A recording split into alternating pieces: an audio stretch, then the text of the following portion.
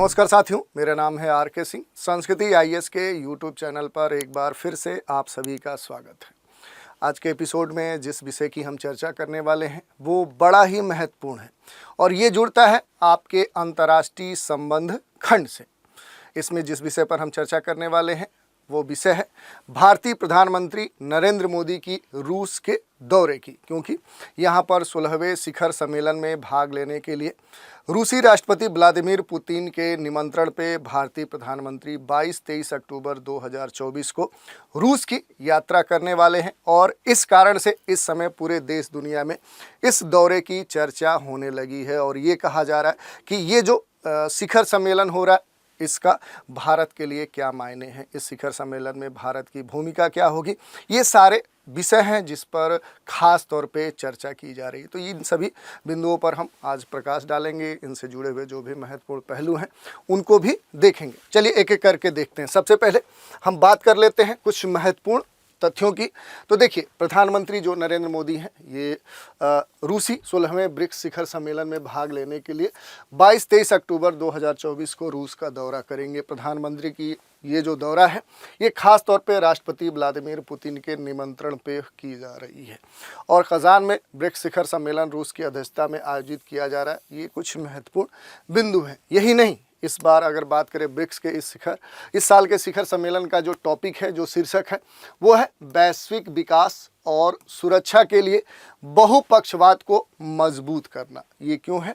तो देश दुनिया में इस समय जो वैश्विक परिस्थितियां हैं वो एक तरह से विकास के लिए अनुकूल नहीं है। इसी को ध्यान में रखते हुए इस बार इस ब्रिक्स शिखर सम्मेलन का जो शीर्षक है वो है वैश्विक विकास, यानी उन मुद्दों पर खास तौर पे जो विकास से जुड़े हुए हैं, जो इस समय वैश्विक विकास के सामने चुनौतियां हैं उन पर बात की जाएगी, उनके समाधान पर बात की जाएगी। यही नहीं, एक सुरक्षा का जो मुद्दा है ये वैश्विक स्तर पे एक प्रमुख मुद्दा बना हुआ है और इसी कारण से सुरक्षा से जुड़े हुए जो विभिन्न पक्ष हैं उनको मजबूत करने पर बात की जाएगी। ग्लोबल मुद्दों पर चर्चा करने के लिए खास तौर पे ये मंच बड़ा ही महत्वपूर्ण होगा, क्योंकि यहाँ पर दुनिया के कुछ बड़े जो देश हैं वो यहाँ पर इकट्ठा होने वाले हैं और विभिन्न मुद्दों पर ये अपनी बात रखेंगे और उन पर कई सारे कह सकते हैं ठोस निर्णय भी लिए जा सकते हैं। खास बात यह है कि यहाँ पर चीनी राष्ट्रपति शी जिनपिंग आ रहे हैं और इस कारण ये कहा जा रहा है कि 2 साल बाद मुलाकात संभव है प्रधानमंत्री नरेंद्र मोदी से। इससे पहले 2022 में इंडोनेशिया के बाली G20 सम्मेलन में दोनों जो राष्ट्राध्यक्ष हैं इनकी मुलाकात हुई थी, लेकिन इस बार इस शिखर सम्मेलन में दोनों की मुलाकात हो सकती है और इस कारण से ये भी कहा जा रहा है कि दोनों के बीच में कई सारे जो मुद्दे हैं, जो मसले हैं, उन पर भी दोनों के बीच में चर्चा हो सकती है और उन संदर्भ में भी कुछ ठोस निर्णय निकल सकते हैं। यही नहीं, इस बार ये भी कहा जा रहा है क्योंकि अभी हाल ही में एससीओ की बैठक हुई थी और वहाँ पर पाकिस्तान को कई सारे मुद्दों पर भारतीय जो विदेश मंत्री जो अपने देश के तरफ से प्रतिनिधि बनकर वहाँ पर गए थे उन्होंने पाकिस्तान को आड़े हाथों लिया और अब एक बार फिर कहा जा रहा है कि हो सकता है कि यहाँ के ब्रिक्स शिखर सम्मेलन में भारत भी अब क्या कर सकता है, चीन को आड़े हाथों ले सकता है, कई सारे मुद्दों पर इसको आईना दिखा सकता है। इस कारण से ये शिखर सम्मेलन काफ़ी महत्वपूर्ण हो सकता है। थोड़ा सा मामले को स्पष्ट करें, पहले हम समझ गए कि प्रधानमंत्री 16वें ब्रिक्स सम्मेलन में यहाँ पर रूस में वहाँ के राष्ट्रपति के निमंत्रण पे यहाँ पर जा रहे हैं और विदेश मंत्रालय के अनुसार रूस इस वर्ष 16वीं ब्रिक्स समिट का अध्यक्षता कर रहा है। इसके अलावा अपनी यात्रा के दौरान जो पीएम मोदी हैं ये ब्रिक्स सदस्य देशों के अपने समकक्ष जो प्रमुख राष्ट्राध्यक्ष हैं उनके साथ कई सारे मुद्दों पर द्विपक्षीय बैठकें कर सकते हैं, उनसे जुड़े हुए जो मसले होंगे उन पर चर्चा कर सकते हैं और विदेश मंत्रालय ने ये कहा है कि न्याय संगत वैश्विक विकास और सुरक्षा के लिए बहुपक्षवाद को मजबूत करना सबसे महत्वपूर्ण बात है। इस विषय पर आयोजित शिखर सम्मेलन नेताओं को प्रमुख वैश्विक मुद्दों पर चर्चा करने के लिए एक महत्वपूर्ण मंच प्रदान करेगा। यही नहीं, अगर समाचार एजेंसी जो राइटर्स है उसकी रिपोर्ट की माने तो चीनी जो विदेश मंत्रालय है इसने भी इस बात की पुष्टि कर दी है कि 22 से लेकर 24 अक्टूबर 2024 के बीच में जो चीनी राष्ट्रपति शी जिनपिंग है वो भी इस ब्रिक्स शिखर सम्मेलन में भाग लेंगे। इस कारण से ये एक बड़ा विषय हो जाता है, क्योंकि इससे 2 साल पहले भारतीय प्रधानमंत्री और जो चीनी राष्ट्रपति शी जिनपिंग हैं ये मिले थे, और एक बार फिर अगर ये दोनों मिलते हैं, एक बड़े मंच पे मिलते हैं, तो कई सारे मुद्दों पर इनके बीच में बात हो सकती है। यही नहीं, भारत के यूएन में अस्थायी सदस्यता को लेकर भी एक कह सकते हैं ये बड़ा मुद्दा है, तो दोनों देशों के बीच में बात हो सकती है। हो सकता है कि ये मसला भी सुलझ जाए। इसके अलावा अगर हम बात करें तो रूस के कज़ान में होने वाले इस समिट के दौरान जो पीएम मोदी हैं ये सदस्य देशों के साथ अलग अलग जो उनके साथ भारत के संबंध हैं, जो मुद्दे हैं, जो पक्ष हैं, उन पर बात कर सकते हैं। और यहाँ पर भारतीय प्रधानमंत्री अन्य देशों के साथ, चूँकि उसमें चीन भी शामिल है, तो चीन के साथ भी कई सारे मुद्दों पर बात होना संभव है। इस दौरान पीएम मोदी और जिनपिंग के बीच जो मुलाकात है ये अगर होती है और अगर किसी खास निर्णय पे अलग जो मुद्दे हैं उन पर पहुंचती है, तो ये जो शिखर सम्मेलन है ये भारत के लिए काफ़ी महत्वपूर्ण हो सकता है। दोनों के बीच में पहले हमने बताया कि 2022 में मुलाकात हो चुकी है। इससे पहले अगर हम बात कर ले कि अलग अलग जैसे नेताएं हैं, जैसे रूस की अगर हम बात करें तो कब हुई थी पुतिन से भारतीय प्रधानमंत्री की मुलाकात, एक बड़ा प्रश्न है। तो बता दें कि इससे पहले दोनों नेताओं की जो आखिरी मुलाकात है वो जुलाई में हुई थी, और जुलाई में ही जो नरेंद्र मोदी हैं ये 22वें भारत एवं रूस शिखर सम्मेलन में हिस्सा लेने वहां पहुंचे हुए थे, और उन्होंने रूसी राष्ट्रपति के साथ द्विपक्षीय बैठक भी की थी। और इसी दौरान जो रूसी राष्ट्रपति व्लादिमीर पुतिन हैं उन्होंने भारतीय प्रधानमंत्री नरेंद्र मोदी को ब्रिक्स समिट के लिए न्योता दे दिया था।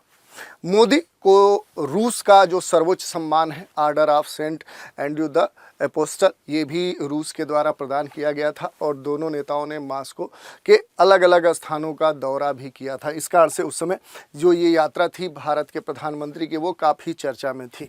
इसके अलावा मोदी ने मॉस्को के बाहर नोवा जो ओगारियोवा है यहाँ पर आवास पर पुतिन के साथ अनौपचारिक बैठक भी की थी, जहाँ नेताओं ने छत पर कुछ खास समय बिताया था, और अलग अलग जैसा कि हमने बताया कि विभिन्न स्थानों का दौरा भी किया था।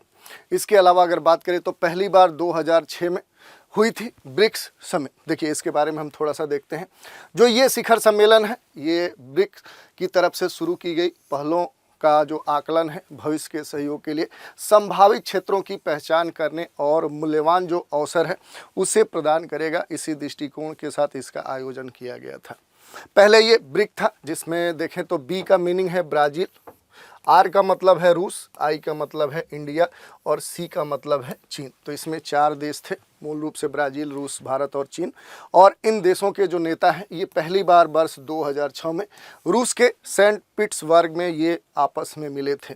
और पहला जो ब्रिक्स शिखर सम्मेलन है इसके बाद 2009 में रूस के यekaterinburg में इसका आयोजन किया गया था। तो ये कुछ महत्वपूर्ण बिंदु है। इसके अलावा थोड़ा सा ब्रिक्स के बारे में देखते हैं। तो देखिए सितंबर 2010 में न्यूयॉर्क में ब्रिक्स जो देश हैं इसके जो 4 विदेश मंत्री हैं इनकी बैठक होती है, और फिर दक्षिण अफ्रीका जो है, साउथ अफ्रीका है, इसको पूर्ण सदस्य के रूप में यहाँ पर इस संगठन में स्वीकार किया गया। और फिर जो ये संगठन था जिसका नाम ब्रिक था वो बदल कर अब क्या हो गया, ब्रिक्स हो गया। अब इसमें क्या है कि 5 सदस्य राष्ट्र हो गए, जिसमें ब्राज़ील, रूस, भारत, चीन, दक्षिण अफ्रीका। तो इस तरह से क्या है कि ये इसमें जुड़ गए। ब्रिक्स जो है जो दुनिया की प्रमुख उभरती जो अर्थव्यवस्थाएं हैं, कह सकते हैं डेवलपिंग जो इकोनॉमी है, उनको एक साथ लाने वाला एक महत्वपूर्ण ग्रुप है, एक समूह है, जिसमें विश्व की 41% आबादी शामिल है। क्यों है? तो आप देखिए भारत और चीन की जो जनसंख्या है वो काफ़ी बड़ी है। इसके अलावा अगर देखेंगे तो ब्राज़ील है, दक्षिण अफ्रीका है, रूस है, इनकी भी जो जनसंख्या है वो ठीक ठाक है। इसी कारण से देखिए तो एक तरह से विश्व की जो आबादी है उसका लगभग आधी जो आबादी है वो इस सदस्य राष्ट्रों के पास है। यही नहीं, अगर हम बात करें तो विश्व जो जीडीपी है उसका भी लगभग 1/4 यानी 24% क्या है कि इन सदस्य ब्रिक्स के सदस्य राष्ट्रों के पास है। विश्व व्यापार में इनका जो योगदान है वो 16% से अधिक है। तो इस कारण से जो ब्रिक्स है ये विश्व के लिए काफ़ी महत्वपूर्ण हो जाता है। इसके अलावा थोड़ा सा हम बात करें कि जो ब्रिक्स है आखिर ये है क्या और कितना पावरफुल है, कितना ताकतवर है, ये एक बड़ा मुद्दा है। तो इसको हम 3 चरणों में देख सकते हैं। ब्रिक्स जो संगठन है अभी भी जिस रूप में है, इसके यहाँ तक पहुँचने का जो सफ़र है वो बड़ा ही रोचक है। पहला जो स्टेज है, पहला जो चरण है, जिसमें ये 3 सदस्य राष्ट्रों के साथ बना था, यानी रूस, इंडिया और चीन। 1990 के दशक में ये तीनों देश मिलकर ये संगठन बनाए थे। इस संगठन का जो नेतृत्व है ये रूसी नेता जो एवगेनी प्रिमाकोव है उन्होंने किया था, और तीनों देशों के साथ आने का जो मूल उद्देश्य था वो था दुनिया की फॉरेन पॉलिसी में अमेरिका के दबदबे को चैलेंज करना, चुनौती देना, और साथ ही अपने संबंधों को नए सिरे से विकसित करना, खड़ा करना, दुनिया में अपनी स्थिति को मजबूत करना। इसके दूसरे चरण की बात करें, इसके बाद जो रिक था ये बदल कर ब्रिक हो गया, यानी इसमें ब्राज़ील शामिल हो गया। फिर जो देशों की संख्या है वो 4 हो गई, ब्राज़ील, रूस, इंडिया और चीन। 2001 में इन्वेस्टमेंट बैंक गोल्डमैन सैक्स ने इन चारों देशों को इकोनॉमी के लिहाज से दुनिया का सबसे तेज़ अर्थव्यवस्था बताया था, तेज़ी से बढ़ती हुई अर्थव्यवस्था बताया था। इसके बाद वर्ष 2009 में इन देशों ने साथ आकर संगठन बनाया जिसे ब्रिक का नाम दिया गया। तो फिर क्या है कि जो रिक था वो ब्रिक बन गया। तीसरे चरण की बात करें तो थर्ड स्टेज में जो ब्रिक है वो ब्रिक्स बन गया, यानी इसमें जो देशों की संख्या है वो फिर बढ़ गई, और इसमें कुल जो देश हैं वो ब्राज़ील, रूस, इंडिया, चीन और साउथ अफ्रीका हो गया। इसके बाद 2010 में अफ्रीका महाद्वीप को रिप्रेजेंट करने के लिए साउथ अफ्रीका को इस संगठन का हिस्सा बना लिया गया। आखिर क्यों बनाया गया उस पर हमने बात की। तब इस संगठन को अपना आखिरी रूप मिला और ये अब ब्रिक्स से ब्रिक्स हो गया। आज यू को पछाड़कर, यानी यूरोपियन जो यूनियन है उसे पछाड़कर जो ब्रिक्स है ये दुनिया की तीसरी ताकतवर आर्थिक संगठन बन चुका है। तो इस कारण से आप देख सकते हैं ये कितना महत्वपूर्ण है। इसके अलावा थोड़ा सा इसके बारे में संक्षिप्त परिचय लिखें जो ब्रिक्स है। तो 2000 के दशक में ब्राज़ील, रूस, इंडिया और चीन ये 4 देश तेज़ी से आर्थिक विकास कर रहे थे। इनकी आर्थिक जो मजबूती है उसको देखते हुए इन्हें एक साथ लाकर ब्रिक यानी ईंट की तरह जो मजबूती होती है वो नाम एक गढ़ा गया। इसके बाद 2001 में हम देखें तो जो ब्रिटिश इकोनॉमिस्ट जिम ओ नील, इन्होंने इन्वेस्टमेंट बैंक गोल्डमैन सैक्स में काम करते हुए ये शब्द रचा था, गढ़ा था। शुरुआत में ये जो शब्द है केवल ब्रिक था, BRIC। इस अंग्रेजी शब्द को हिंदी में ईंट कहा जाता था। 2009 में ब्राज़ील, रूस, इंडिया और चीन ने मिलकर ब्रिक नाम से एक संगठन बनाया। उसके बाद 2010 में संगठन में साउथ अफ्रीका भी शामिल हो गया, जिसके बाद अब ये ब्रिक से ब्रिक्स बन गया। तो इस तरह से क्या है कि इसका जो सफ़र है वो हमने देख लिया। पश्चिम देश जो है जब मंदी में फंसे हुए थे तो देखिए उस समय भी ब्रिक्स देश जो है ये तेज़ी से आगे बढ़ रहे थे। 2008-9 में बात करें तो जब पश्चिमी देश आर्थिक संकट से जूझ रहे थे उस समय भी जो ब्रिक्स के सदस्य हैं, भारत है, इंडिया है, चीन है, रूस है, ये तेज़ी से विकास कर रहे थे, ब्राज़ील है। लेकिन उस समय जो पश्चिमी जो बड़ी महाशक्तियाँ थी, जो अर्थव्यवस्था के टाइकून थे, वो लगातार इकोनॉमी से जूझ रहे थे। तो देखिए इस कारण से देखें तो जो ब्रिक्स की अर्थव्यवस्था है ये काफ़ी महत्वपूर्ण है, ये तेज़ी से आगे बढ़ने वाली अर्थव्यवस्था है। ब्रिक्स संगठन के बनने का जो कंसेप्ट है वो है राइजिंग इकोनॉमी। इसके आधार पर ही ये संगठन टिका हुआ है। इसका मतलब यही हुआ कि उन देशों की जो अर्थव्यवस्था है जिनमें तेज़ी से आगे बढ़ने और पश्चिमी देशों को टक्कर देने की क्षमता है वो इसमें शामिल है। और इसी उद्देश्य के साथ सबसे पहली बार जब 3 देश इसके सदस्य थे, रूस, इंडिया, चाइना, इसी उद्देश्य के साथ कि पश्चिमी देश खास तौर पे जो अमेरिका है उसकी अर्थव्यवस्था को चैलेंज देने के उद्देश्य से इस संगठन का निर्माण किया गया था। पहले पश्चिमी देश दुनिया की 60% से लेकर 80% अर्थव्यवस्था को कंट्रोल कर रहे थे। अब इसकी जगह धीरे धीरे ब्रिक्स देश ले रहे हैं। इस कारण से ये काफ़ी महत्वपूर्ण हो जाता है। यही नहीं, थोड़ा सा एक ग्राफ देखते हैं। दुनिया में जो GDP है उसके मामले देखें तो दुनिया में जो विभिन्न संगठन हैं जैसे G20 है, G7 है, यूरोपियन यूनियन है और ब्रिक्स है, इनकी तुलना करें तो पहले नंबर पे G20 है, दूसरे पे G7 है और तीसरे पे स्थान आता है आपके ब्रिक्स का। उसके बाद यूरोपीय यूनियन है।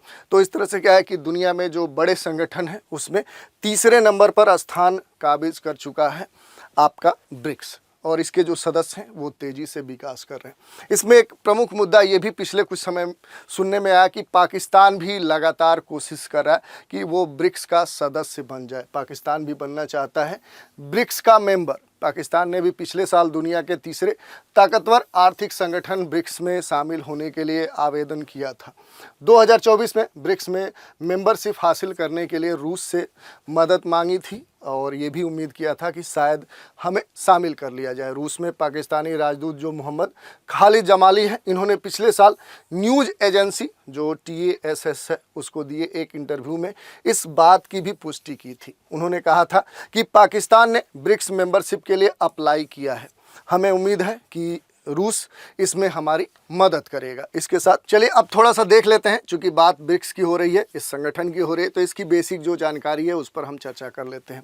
वर्ष 2001 में ब्रिटिश अर्थशास्त्री जिम ओनील ने ब्राज़ील, रूस, भारत और चीन को मिलाकर ब्रिक शब्द का रचना किया था और इसके बाद वर्ष 2006 में ब्राज़ील, रूस, भारत और चीन के विदेश मंत्रियों की एक बैठक में इसे औपचारिक रूप प्रदान किया गया। वर्ष 2010 में इसमें दक्षिण अफ्रीका भी शामिल हुआ और इसका नाम ब्रिक्स से ब्रिक्स हो गया।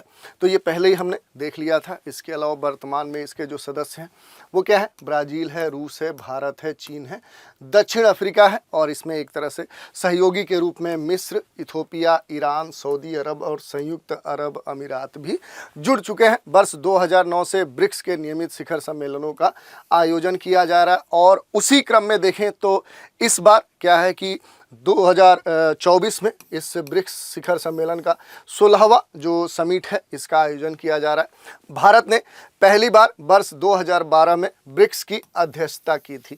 तो ये कुछ इससे जुड़े हुए महत्वपूर्ण तथ्य थे जिन पर हमने बात की।